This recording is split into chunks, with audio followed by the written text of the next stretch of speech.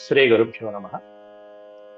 వ్యాస విరచిత శ్రీమద్ భాగవతంలో దశమ స్కందంలో నేడు మనం 30వ అధ్యాయం చెప్పుకుంటున్నాం. ఈ అధ్యాయంలో శ్రీకృష్ణ పరమాత్ముడు ఉన్నట్టుండి అదృశ్యమైపోవడంతో గోపికల యొక్క పరితాపం, వారి యొక్క విరహ వేదన ఎలా ఉంది అనేటువంటిది వ్యాసుడు వారు వర్ణించడం జరిగింది. ముందుగా భగవత్ స్మరణ చేసుకుని ఈ అధ్యాయాన్ని ప్రారంభించుకుందాం. శుక్లాంబరధరం విష్ణుం శశివర్ణం చతుర్భుజం ప్రసన్నవదనం ధ్యాయేత్ సర్వవిఘ్నోపశాంతయే. వ్యాసం వసిష్ఠనప్తారం శక్తేః పౌత్రమకల్మషం పరాశరాత్మజం వందే సుఖతాతం తపోనిధిం. వ్యాసాయ విష్ణురూపాయ వ్యాసరూపాయ విష్ణవే నమో వై బ్రహ్మనిధయే వాసిష్ఠాయ నమో నమః. నారాయణం నమస్కృత్య నరం చైవ నరోత్తమం దేవీం సరస్వతీం వ్యాసం తతో జయముదీరయేత్.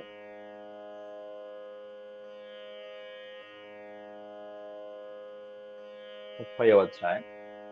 అంతకుముందు అధ్యాయంలో రాసక్రీడలు వర్ణించడం జరిగింది. రాసలీలలు, భగవానుడి యొక్క రాసలీలలు వర్ణించారు. ఎంతో అత్యద్భుతమైనటువంటి సాధన చేసి భగవంతుడి మీద భక్తితో గోపికలందరూ కూడా కాత్యాయని వ్రతాన్ని ఆచరించి మరీ స్వామి యొక్క అనుగ్రహం పొంది,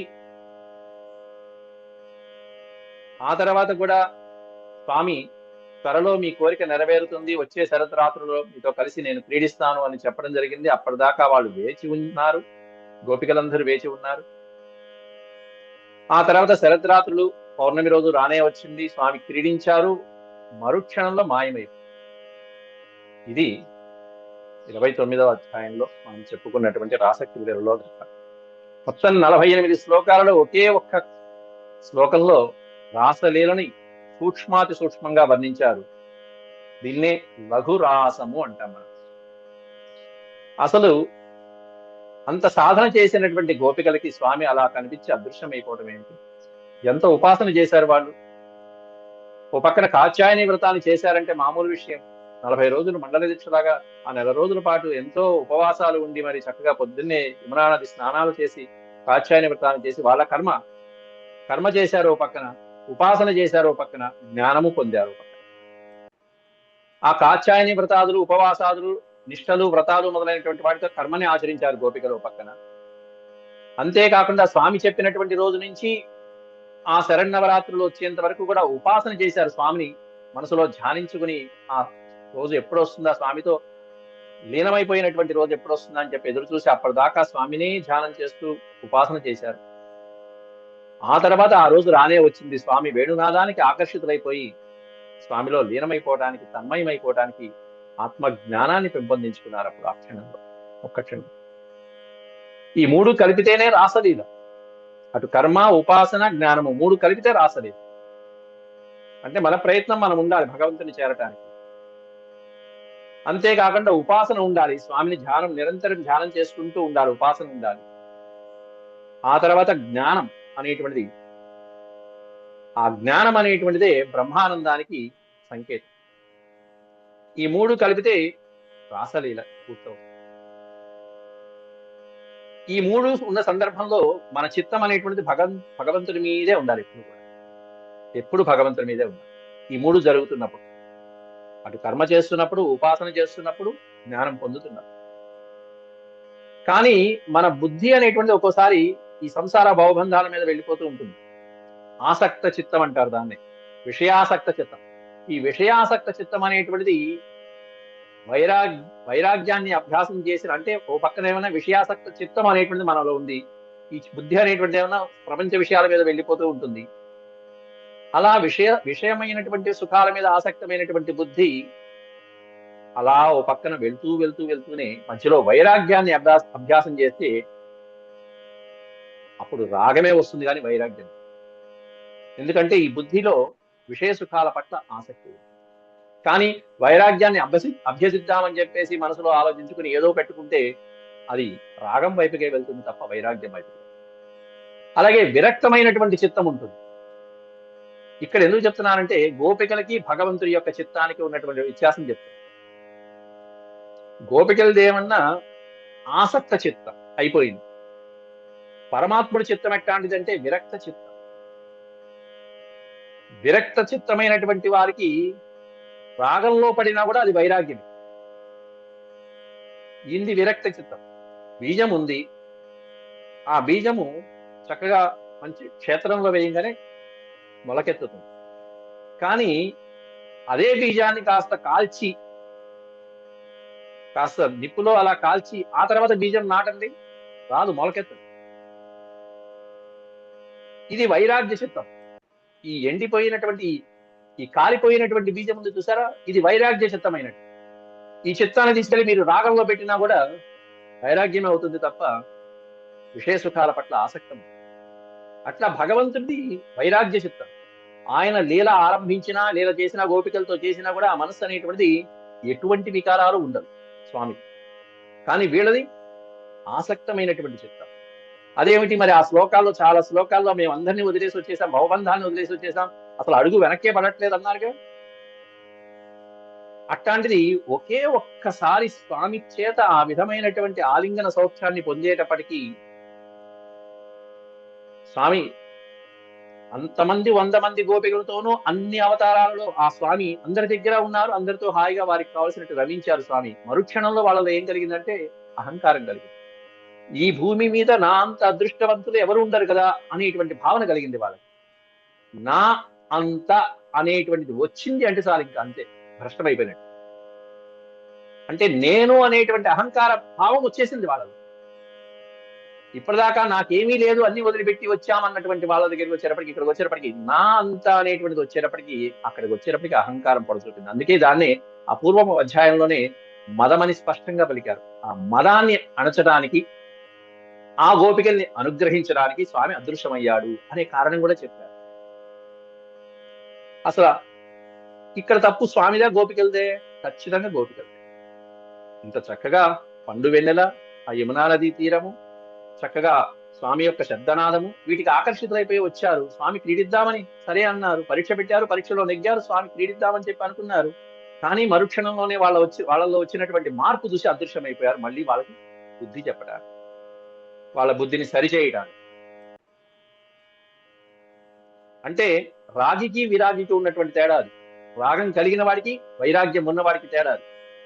అంటే ఎవరి యొక్క చిత్తం అనేటువంటిది ఈశ్వరుడి మీద లగ్నం అవుతుందో వాళ్ళు ఇంట్లో కూర్చుని తపస్సు చేసుకున్నా, ఇంట్లో కూర్చున్నా కూడా వాళ్ళు విరాగి కిందే లెక్కండి. అరణ్యాల్లోనే ఉండక్కల్లా, ఇంట్లో ఉన్నా కూడా. కానీ వాళ్ళ చిత్తం ఎప్పుడు ఎవరి మీద ఉండాలంటే ఈశ్వరుడి మీద ఉండాలి. చిత్తం ఎప్పుడు పరమేశ్వరుడి మీద లగ్నమైనప్పుడు మనం గృహోపకృత్యాలలో, మన పనుల్లో మనం ఎప్పుడు కూడా శ్రద్ధ వహిస్తూ మన పనులు మనం చేసుకుంటూ ఉన్నప్పటికీ కూడా వాళ్ళు విరాగి కిందే లెక్క. కానీ ఎవరి చిత్తమైతే ఈశ్వరుడి మీద లగ్నం అవదో వాళ్ళు ఆశ్రమాల్లో ఉన్న, వనవాసాల్లో ఉన్న, క్షేత్రాలలో ఉన్న, పుణ్యక్షేత్రాల్లో ఉన్న, తీర్థక్షేత్రాల్లో ఉన్న వాడు రాగి కిందే లెక్క, పరమ రాగి. రాగి అనే పదానికి అర్థం అక్కడ ప్రపంచ విషయ సుఖాల మధ్య, భోగాల మధ్య అలా ఆ లంపటాల్లో పడి తిరిగేటువంటి వాడి కిందే లెక్క తప్ప. ఎందుకంటే ఎక్కడికి వెళ్ళినా వాడికి ఈశ్వర ధ్యాస లేదు. ఇంట్లో కూర్చుని హాయిగా ఇదే తీర్థం, ఇదే పుణ్యక్షేత్రం అనుకునేటువంటి వాళ్ళు ఉన్నారు వైరాగి. ఒక చోట దర్శనం చేసుకొచ్చాం గుళ్ళో, ఆ స్వామినే ప్రత్యేకంగా మనసులో స్థాపన చేసుకుని ఇంట్లో కూర్చున్న ఆ భగవంతుడే కనిపిస్తున్నాడు అంతే. కొంతమందికి వెంకటేశ్వర స్వామి ఏ విధంగా ఎంత చక్కగా అత్యద్భుతంగా ప్రకాశిస్తూ ఉంటారు.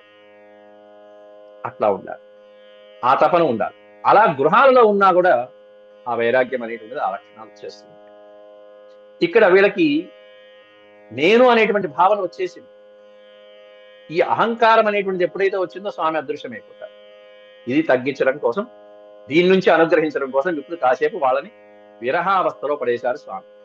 ఆ తర్వాత ఆ విరహావస్థలోంచి వీళ్ళంతా వెతుక్కున్నాక అప్పుడు స్వామి మళ్ళీ అనుగ్రహించారు. అసలైనటువంటి మహారాసం అనేటువంటి మహారాస లీల 33వ అధ్యాయంలో చెప్తారు.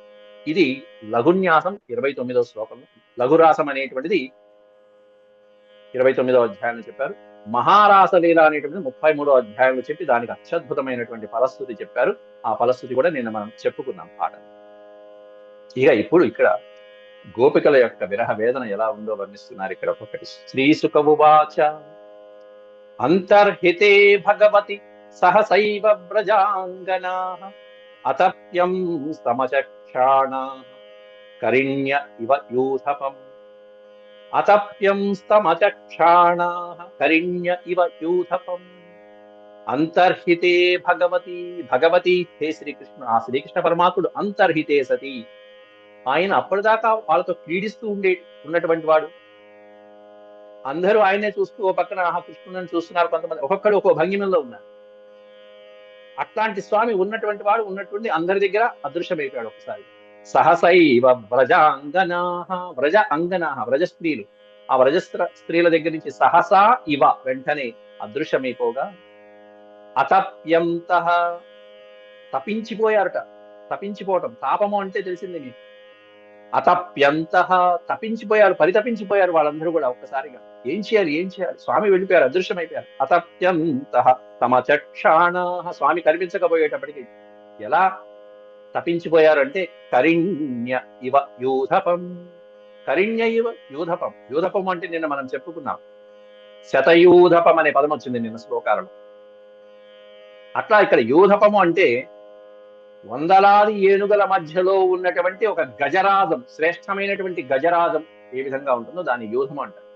అట్లా యూధపం మదించినటువంటి అసలైనటువంటి గజరాజు కనిపించకపోతే కరిణ్య ఇవ, ఆ ఆడ గజములు అన్ని కూడా ఎలా విలవిల్లాడిపోతూ ఉన్నాయో అలా ఈ స్త్రీలందరూ కూడా, ప్రజాంగనులందరూ కూడా ఈ విధంగా శ్రీకృష్ణ పరమాత్ముడు గజ యూధపం, తమ నాయకుడైన తమ నాదుడైనటువంటి, అందుకని అక్కడ ఆ 7 ఏళ్ల పిల్లవాడిని చూడండి, మదించినటువంటి ఏనుగుతో పోలుస్తున్నారు.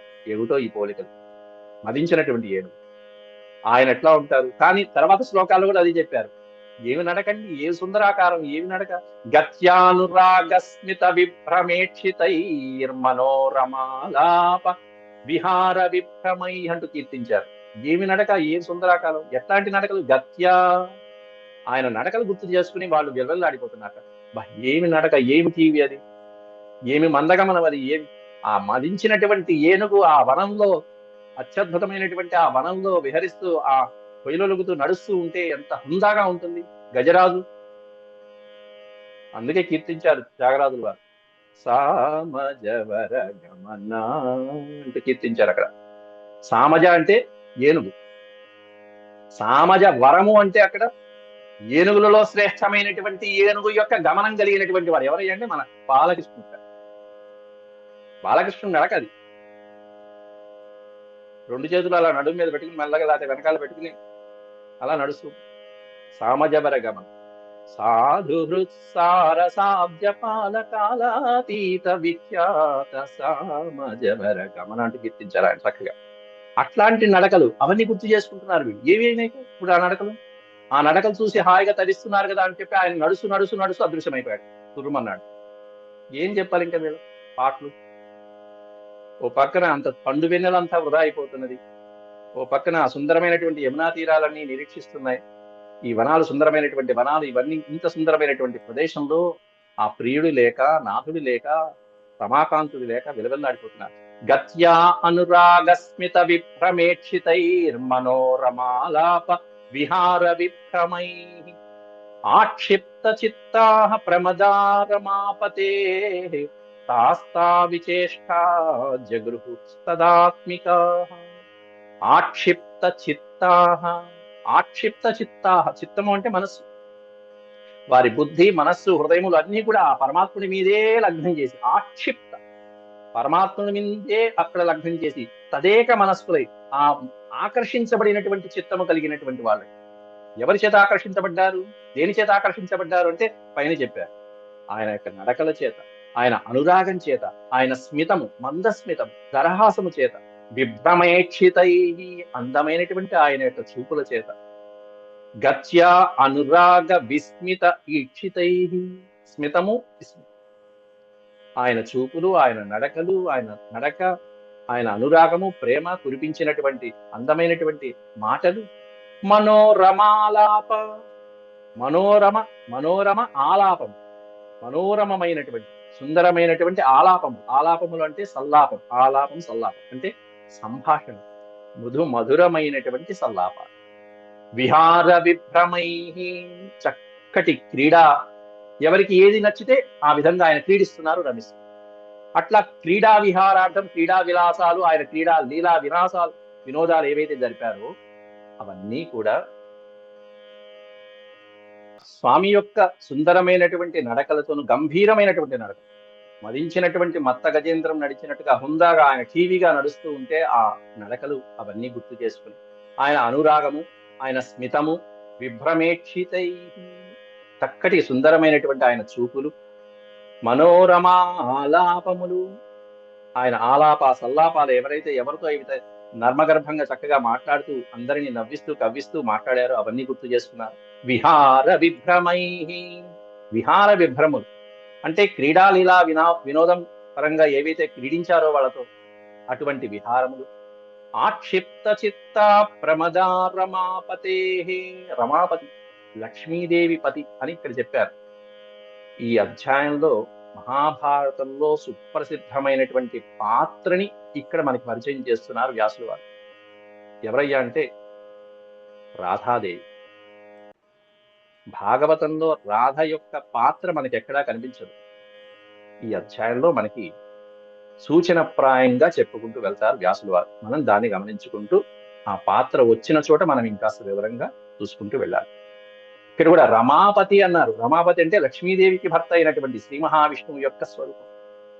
అయితే ఇక్కడ రమా అనేటువంటి శబ్దాన్ని కూడా చాలా మంది బృందావన లక్ష్మి అయినటువంటి రాధ అని కూడా చెప్పారు. కానీ వచ్చే శ్లోకాలలో ఆవిడ యొక్క వివరణ ఇంకా పూర్తిగా ఉంటుంది, మనం చూద్దాం. ఆక్షిప్త చిత్త ప్రమద రమాపతే, ప్రమద అంటే స్త్రీలు. ఈ గోపకన్యలందరూ కూడా వారి యొక్క చిత్తాన్ని ఆ పరమాత్ముని యందే తన్మయులై పెట్టి ఆకర్షితులైపోయి ఆయన యొక్క ఈ పైన చెప్పినటువంటి వాటికి తాహ తాహ విచేష్టా జగృహుస్తదాత్మికా, తత్ ఆత్మికా అంటే వారి ఆత్మలో శ్రీకృష్ణ పరమాత్మునే నింపుకున్నటువంటి వాళ్ళని తదాత్మికా అంటారు. తాదాత్మ్యమైపోయినటువంటి ఆత్మలు కలిగిన వాళ్ళు. ఎటువంటి ఆత్మ అంటే పరమాత్ముని మీద తాదాత్మ్యమైనటువంటి మనసు కలిగినటువంటి ఆ గోపికలు. తాహ తాహ విచేష్టా, తాహ తాహ ఆయా ఆయా రకాలైనటువంటి విచేష్టలు స్వామి ఏవైతే వీళ్లతో పంచుకున్నారో అటువంటి విచేష్టలన్నీ కూడా జగృహు, అవన్నీ వీళ్ళు కూడా అనుసరిస్తూ ఇక స్వామి లేకపోయినా కూడా ఒక్కొక్కరు ఆయా పాత్రలో మునిగిపోయారు. అంటే ఒకరు పూతనగా నటిస్తూ ఉంటే ఆ పూతని సంహరించే ఘట్టంలో బాలకృష్ణుడు ఏం చేశాడు అన్నట్టుగా ఒక గోపిక పూతన వేషం వేస్తే ఇంకో గోపిక బాలకృష్ణుడి వేషం వేయటం. ఆ విధమైనటువంటి శ్రీకృష్ణుని యొక్క లీలలు ఏవైతే ఉన్నాయో ఆ లీలలన్నీ కూడా ఒక్కొక్క గోపిక మరొక గోపికతో పంచుకుంటూ, ఒకరు ఒక అసురుడిగానో శకటాసురుడిగానో లేకపోతే అఘాసురుడిగానో, ఇంకొక గోపిక ఏమన్నా శ్రీకృష్ణుడి వేషంలోను. అలాగే ఇంతవరకు వాళ్ళు శ్రీకృష్ణ పరమాత్ముడు గోపికలతో ఏ విధమైన లీల చేశారో ఆ విధమైన లీలలు చేస్తున్నట్టుగాను ఈ విధంగా వాళ్ళల్లో వాళ్ళు అనుసరిస్తున్నారట శ్రీకృష్ణ పరమాత్ముని. 2-3 శ్లోకాల్లో అది వివరిస్తున్నారు. గతిస్మిత ప్రేక్షణ భాషణాదిషు ప్రియా ప్రియస్య ప్రతిరూఢమూర్తయః అసావహం పిత్యబలాస్తదాత్మికా తదాత్మికా న్యవేదిషు కృష్ణ విహార విభ్రమా. పైన చెప్పినటువంటి పదాలు చాలా వచ్చాయి. గతి, స్మిత, ప్రేక్షణ, భాషణాదిషు. గతి అంటే గమనం, అంటే నడక, ఎంత స్టైల్ ఆయన నడక. స్మిత మందస్మిత, ప్రేక్షణ చూపులు, భాషణ ఆదిషు మాటలు మొదలైనటువంటివి. కాబట్టి నడక, చక్కటి చిరునవ్వు, చక్కటి చూపులు, చక్కటి మాటలు మొదలైనటువంటి ఈ రకాలైనటువంటి చేష్టలతో, వికారాలతో, అంగ వికారాలతోనూ ప్రియస్య ప్రతిరూఢమూర్తయః. ప్రతిరూఢమూర్తయః అంటే ప్రతిరూపం, బింబ ప్రతిబింబాలు అన్నట్టుగా, ప్రతిబింబం అన్నట్టుగా ప్రతిరూఢ మూర్తయః.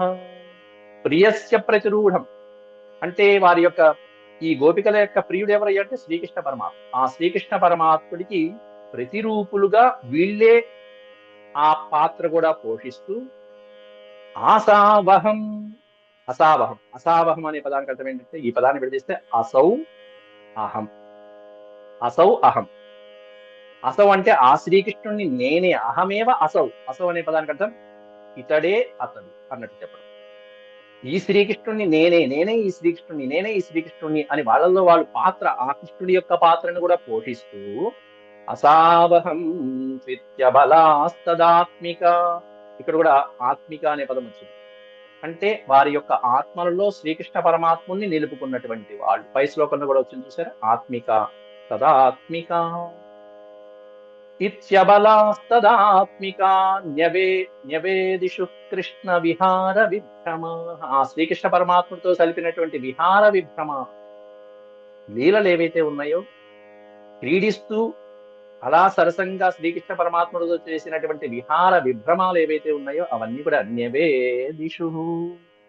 న్యవేదిషు అంటే నివేదిస్తూ, ఒకరికొకరు చెప్పుకుంటూ, ఆ కృష్ణుని పాత్రలు కూడా పోషించుకుంటూ చక్కగా వాళ్ళల్లో వాళ్ళు విరహతాపాన్ని పంచుకుంటున్నారు. ఎలా పంచుకుంటున్నారయ్యా అనేది తర్వాత శ్లోకంలో చెప్తున్నారు. గాయంచ ఉచ్చైరముమేవ సంహత విచిత్యురున్మత్తకవత్వనాత్వనం ప్రప్రచ్చురాకాశవదంతరం బహిః భూతేషు సంతం పురుషం వనస్పతి. గాయంచ ఉచ్చైః అముమేవ సంహత. అముమేవ అంటే ఆ శ్రీకృష్ణుణ్ణే, ఆ శ్రీకృష్ణ పరమాత్ముడితోనే, ఆ శ్రీకృష్ణ పరమాత్ముని యొక్క ప్రశస్తమైనటువంటి కీర్తిని, ఆయన యొక్క లీలని గాయంచ ఉచ్చైః, హే కృష్ణ హే కృష్ణ అంటూ ఆ కృష్ణ పరమాత్ముని యొక్క భజనని గాయంచ గానం చేసుకుంటూ, అముమేవ సంహత విచిక్యుః ఉన్మత్తకవత్ విచిక్యురున్మత్తకవత్వనాద్వనం. విచిక్యు అంటేనండి అన్వేషించడం. ఎట్లా అన్వేషిస్తున్నారు అనేటువంటి ఒక పదం వేశారు ఇక్కడ. ఉన్మత్తకవత్ అన్నది. ఉన్మాదము ఉన్మత్తకము అనేటువంటి ఈ రెండు పదాలు కూడా ఒక స్థాయి దాటి పిచ్చెక్కినటువంటి వాళ్ళు అంటారు చూసారా, దాన్ని ఉన్మత్తం అంటారు. అంటే మతి భ్రమణం కలిగి, మతి స్థిమితం లేనటువంటి స్థితిలో ఉన్నటువంటి వాళ్ళు ఏ విధంగా ప్రవర్తిస్తారో ఆ విధంగా ప్రవర్తించేస్తున్నారు. విచిక్యురున్మత్తకవత్ వనాత్ వనం. ఒక ప్రదేశం ఇంకో ప్రదేశం, ఇక్కడ లేరా అక్కడ లేరా అక్కడ లేరా ఇక్కడ లేరా అన్నట్టుగా ఆ స్వామిని అన్వేషిస్తూ, పప్రచ్చురాకాశవదంతరం బహిః భూతేషు సంతం పురుషం వనస్పతి. చివరికి ఆ స్థాయి, ఆ ఉన్మత్తము, ఆ ఉన్మాదము ఎంత స్థాయికి వెళ్ళిందంటే, పురుషం సంతః ఇతి వనస్పతిన్ పప్రచ్చుః. మా పురుషుడు, పరమ పురుషుడైనటువంటి శ్రీ మహావిష్ణువు, ఆ శ్రీకృష్ణ పరమాత్ముడు ఇక్కడ ఉన్నాడా అక్కడ ఉన్నాడా అక్కడ ఉన్నాడా అంటూ వనస్పతిన్ పప్రచ్చు, అక్కడ ఉన్నటువంటి చెట్లు చేమల్ని ప్రశ్నిస్తూ వెళ్తున్నారు. పప్రచ్చు అంటే అడగటం, ప్రశ్నించడం. ఎట్లాంటి దేవదేవుని ప్రశ్నిస్తున్నారు వాళ్ళు? ఆకాశవదంతరం బహిర్భూతేషు సంతం. ఆకాశవత్ అన్నారు. సమస్తమైనటువంటి చరాచర ప్రకృతిలోనూ ఉన్నటువంటి పరమాత్ముణ్ణి అంతరం బహిః, అంతర్బహిశ్చయద్భూతం అన్నట్టుగా. లోపల ఉన్నారు స్వామి, బయట ఉన్నారు. అంతరం బహిః భూతేషు సంతం. భూతేషు అనేది సప్తమి విభక్తి. సమస్తమైనటువంటి ప్రాణికోటిలోనూ సంతం ఉన్నటువంటి. ఎట్లా ఉన్నట్ట? సమస్త ప్రాణికోటిలో పరమాత్ముడు ఎలా ఉన్నాడు, ఏ రూపంలో ఉన్నాడు అనేది చెప్పేశారు ఇక్కడ రహస్యం. ఏమిటంటే ఆకాశవత్ అని పదం చెప్పారు. ప్రతి ప్రాణిలోనూ పరమాత్ముడు ఎలా ఉంటాడంటే ఆకాశ రూపంలో ఉంటాడట. మన దేహంలో పంచభూతాలు ఉంటాయి. ఈ ప్రతి దేహంలో ఉంటాయి, మన దేహంలో కాదు. ప్రతి ప్రాణిలోనూ పంచభూతాలు ఉంటూనే ఉంటాయి. ఆ పంచభూతాలలో వాయు రూపంలో, ఆకాశ రూపంలో, జఠరాగ్ని రూపంలో పరమాత్ముడు ఉంటూనే ఉంటాడు. ఇవి దేహాన్ని విడిచిపెట్టినప్పుడు, విముక్త దేహాలు అయిపోయినప్పుడు ఆ పరమాత్ముడు ఏదో ఒక రూపంలో బయటికి వెళ్తాడు. అది వాయు రూపంలో అవ్వచ్చు, లేకపోతే ఆకాశ రూపంలో అవ్వచ్చు, ఒక జ్యోతి రూపంలో అవ్వచ్చు. ఏ రూపంలో అయినా స్వామి అంతరాత్మ బయటికి వెళ్ళిపోతుంది. ఆకాశవదంతరం బహిర్భూతేషు సంతం. ఆకాశం, ఆకాశ రూపంలో. ఆకాశం అంటే శూన్యమే. ఇప్పుడు నా ఎదురుకుండా మన మధ్యలో ఉన్నటువంటిది ఆకాశం. అలాంటిది దేహం లోపల కూడా ఉంటుంది. ఏమిటి ఆకాశం ఎక్కడ ఉంటుంది? దేహం మధ్యలో. ఆకాశం అంటే శూన్య ప్రదేశం. అంటే ఒక వస్తువు పెట్టడానికి అవకాశం ఉన్నటువంటి ఎంటీ ప్లేస్ ని ఆకాశం అంటే. ఆకాశానికి ఉన్నటువంటి గుణం ఏమిటి అంటే శబ్ద గుణకం ఆకాశం అని సంస్కృతంలో తర్కశాస్త్రంలో దానికి లక్షణాన్ని నిర్దేశించారు తర్కశాస్త్రం. శబ్ద గుణకం ఆకాశం. ఆకాశానికి ఉన్న లక్షణం ఏంటంటే ఒక చప్పుడు చేస్తే ఆ చప్పుడుని ఇక్కడి నుంచి మీ దాకా ప్రసరింపజేసేటువంటి దాన్ని ఆకాశం అంటారు. మనం ఈ దేహంలో ఏ శరీర భాగంతో అయితే ఆ శబ్దాన్ని మనం వింటున్నామో అక్కడ ఆకాశం ఉన్నట్టు లెక్క. ఈ దేహంలో మనం ఏ అంగంతో మనం ఈ ధ్వనిని వినగలుగుతున్నాం, చెవి. ఆ చెవిలో ఆకాశం, అది శబ్దం. అట్లా ఆకాశం, ఆ శూన్య ప్రదేశం ఎక్కడైతే ఉంటుందో అక్కడ పరమాత్ముడు ఉంటాడు. ఎక్కడ లేడు, ఇందుగలడు అందులేడని సందేహం అవ్వలదు అన్నాడు ప్రహ్లాదు. చక్రి సర్వోపగతుండు ఎందెందు వెతికి చూచిన అందందే కలడు. ఎక్కడ పడితే అక్కడ ఉంటాడు స్వామి. ఆకాశవత్ అంతరం బహిర్భూతేషు సంతం పురుషం వనస్పతి. అట్లా వనస్పతి అంటే వృక్షములు, మహామహా వృక్షాలు ఏవైతే అక్కడ ఉన్నాయో ఆ వృక్షాలని అడుగుతున్నారు ఇక్కడి నుంచి. ఇక్కడి నుంచి 4-5 శ్లోకాలు, వరుసగా శ్లోకాలు వృక్షాలను అడుగుతున్నారు. ఏమమ్మా మల్లి చెట్టు, శ్రీకృష్ణుని చూసావా? దృష్టో వః కశ్చిదశ్వత్థ ప్లక్షణ్యగ్రోధనో మనః నందసూనుర్గతో హృత్వా ప్రేమహాసావలోకనైః. ఆయన యొక్క ప్రేమతో, ఆయన హాసంతో, ఆయన చూపులతో మమ్మల్ని అపహరించేశాడు, మా మనసును దొంగిలించేశాడమ్మా. అట్లాంటి శ్రీకృష్ణుణ్ణి, నందసూనుడైనటువంటి ఆ శ్రీకృష్ణ పరమాత్ముని దృష్టః వః, మీరు ఎక్కడైనా చూశారా? చెప్పండి అమ్మా, కాస్త చూస్తే చెప్పండి, అడ్రస్ చెప్పండి, పట్టుకుందేరా. కశ్చిత్ అశ్వత్థ, ఓ అశ్వత్థమ, అశ్వత్థ రాజం. అట్లా అశ్వత్థ వృక్షాన్ని అడుగుతున్నారు. ప్లక్ష వృక్షాన్ని అడుగుతున్నారు, అంటే జుబి చెట్టు. న్యగ్రోధ వృక్షము, రావి, అశ్వత్థము మొదలైనటువంటివన్నిటిని కూడా అడుగుతున్నారు అక్కడ. మర్రి చెట్టు, న్యగ్రోధం. దృష్టో వః కశ్చిదశ్వత్థ ప్లక్షణ్యగ్రోధనో మనః నందసూనుర్గతో హృత్వా ప్రేమహాసావలోకనైః అంటూ ఇక్కడి నుంచి ఈ చెట్లను అడగటం. వీళ్ళకి మతి ఏమన్నా పోయిందా? బుద్ధి సరిగ్గా లేదా? వీళ్ళకి ఏమన్నా బుద్ధి వక్రించిందా? ఏమిటి వీళ్ళ పరిస్థితి? ఈ రాళ్ళని, చెట్లని, చేమల్ని, అచేతనమైనటువంటి వాటిని అడుగుతారా? చేతనమైనటువంటి మనుషులను అడ్రస్ రావయా గాని. ఏమండి, మనిషి కనిపించట్లేదు, ఎక్కడన్నా కనిపించాలంటే ఒక మనిషిని అడగాలి కానీ వెళ్ళి చెట్లని, పుట్లని అడిగితే అవి ఏమన్నా మాట్లాడతాయటండి? అవి ఏమన్నా అడ్రస్ చెప్తాయా? అట్లా అయిపోయింది వీళ్ళ పరిస్థితి. దానికి కారణం ఏమిటంటే కాళిదాసు మేఘ సందేశంలో ఒక కారణం చెప్తాడు. కామార్తా హి ప్రకృతి కృపణా చేతనేషు అంటూ చెప్తాడు. ఒక యక్షుడు మేఘంతో సందేశం పంపించాడు. ఏమంటే మేఘం ఎక్కడన్నా సందేశం చెప్తుందా? ఈయన బాధను తీసుకెళ్లి భార్యకి చెప్తుందా? ఇక్కడ నీ ప్రియుడు చాలా ఇబ్బందుల్లో ఉన్నాడమ్మా, కష్టాల్లో ఉన్నాడు, విరహదాపంతో ఉన్నాడని మేఘం చెప్పాలట. మేఘం ఎక్కడైనా చెప్తుందా? ఒకసారి గర్జిస్తుంది కదా, మహా అయితే శబ్దం చేస్తుంది, లేకపోతే వర్షిస్తుంది. చెప్తుందా? బాధ చెప్తుందా? దానికి కారణంగా కాళిదాసు వేస్తాడు, కామార్తాహి ప్రకృతి కృపణా చేతనేషు. ఈ కామ విరహ బాధలో ఉన్నటువంటి వాళ్ళు, మన్మధావస్థలో ఉన్నటువంటి వాళ్ళకి యుక్తాయుక్త విచక్షణా జ్ఞానం అనేది ఉండదు. ఎవరితో మాట్లాడాలి, ఎవరితో చెప్పుకోవాలి వాళ్ళ బాధని అనేటువంటి విచక్షణా జ్ఞానం కోల్పోతారు. కాబట్టి కనిపించిన దాంతో మాట్లాడతారు. అది సహజమే కదా. ప్రకృతి మహతాం చేతనేషు అని చెప్పి అది సహజం కామార్తులైనటువంటి వాళ్ళు. అట్లా ఉంది వీళ్ళ పరిస్థితి అని చెప్తూ, అందువల్ల వాళ్ళు ఇక్కడి నుంచి ఎలా వర్ణించారనేటువంటిది రేపటి శ్లోకాల్లో మనం చెప్పుకుందాం. 7 నిమిషాల సమయం ఉంది. నిన్న 29వ అధ్యాయం చదవదలుచుకున్నటువంటి వాళ్ళు 2 చదవచ్చు. ఇంకా చదవదలుచుకున్న వాళ్ళు రేపు కూడా చదువుతున్నారు. ఎవరైనా ఉంటే మీరు ఒకసారి, నేను ఇక్కడ ఆన్ చేస్తాను.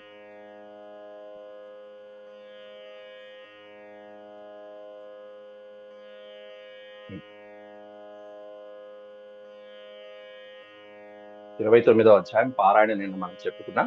దాంట్లో ఇంకా ఎవరైనా చదవదలుచుకున్న వాళ్ళు చదువు. నేను అలాగే చదువుతాను సార్. ఓకేనా? కామెంట్స్ ఫస్ట్ స్టార్ట్ చేస్తావా?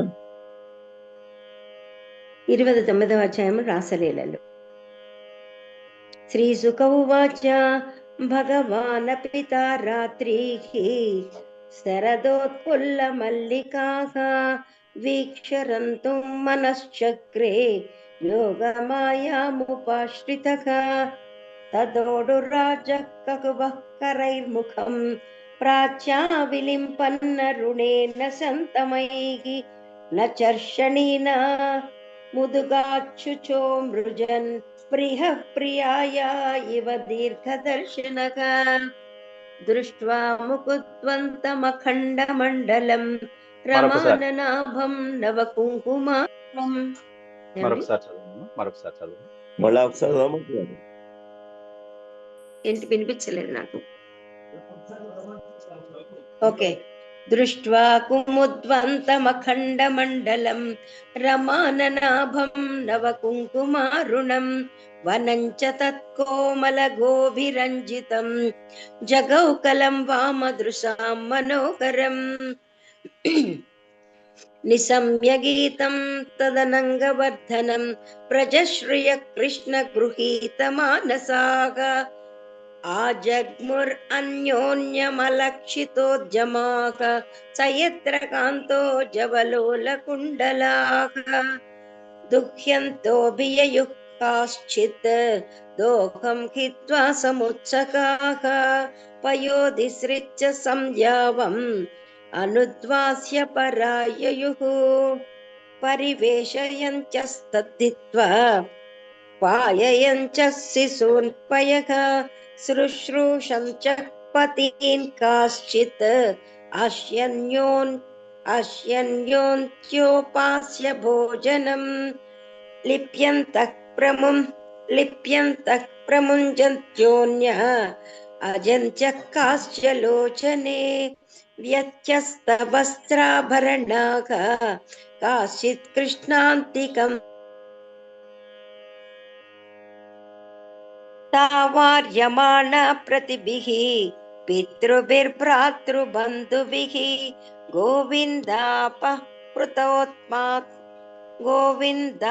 గోవిందాపహృతాత్మానో నన్యవర్తంత మోహితాః అంతర్గృహగతాః కాశ్చిత్ గోప్యో లబ్ధ వినిర్గమాః కృష్ణం తద్భావనాయుక్త తజ్జుర్మీలితలోచనాః దుస్సహ ప్రేష్ట విరహ తీవ్రతాపదుతా సుభాగ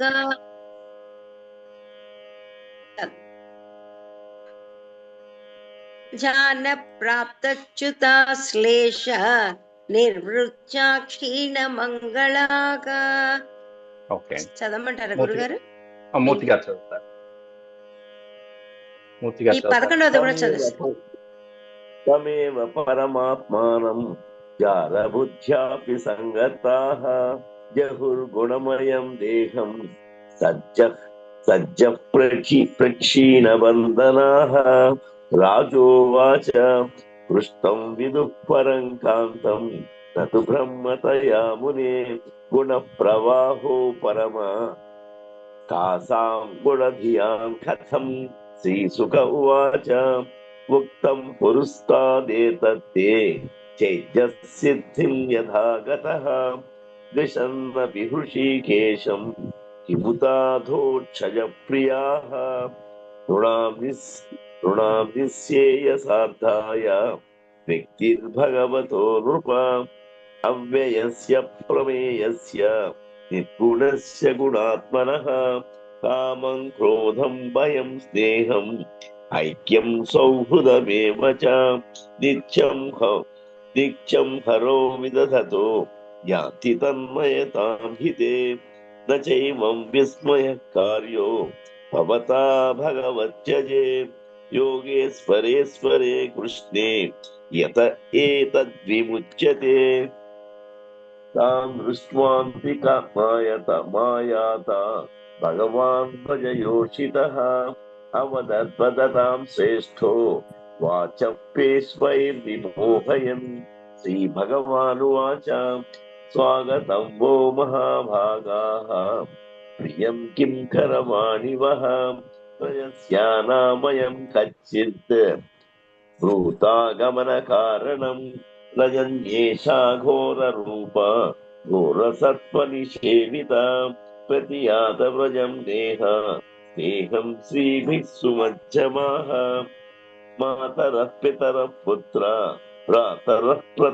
పతయశ్చ వః విచిన్వంతిః పశ్యంతో మాకృధ్వం బంధు సాధ్వసం. బాగుంది. ఓం సార్ శాంతి కంటిన్యూ చేయమంటారా? చాలండి, టైం అయిపోతుంది, ఇప్పుడు ఆగిపోతుంది. అవునండి. శాంతి శాంతి శాంతి. Thank you sir. మాత్రహీనం చమ్యతాం దేవ నారాయణ నమోస్తుతే. సర్వం శ్రీకృష్ణ అర్పణమస్తు. హరి ఓం.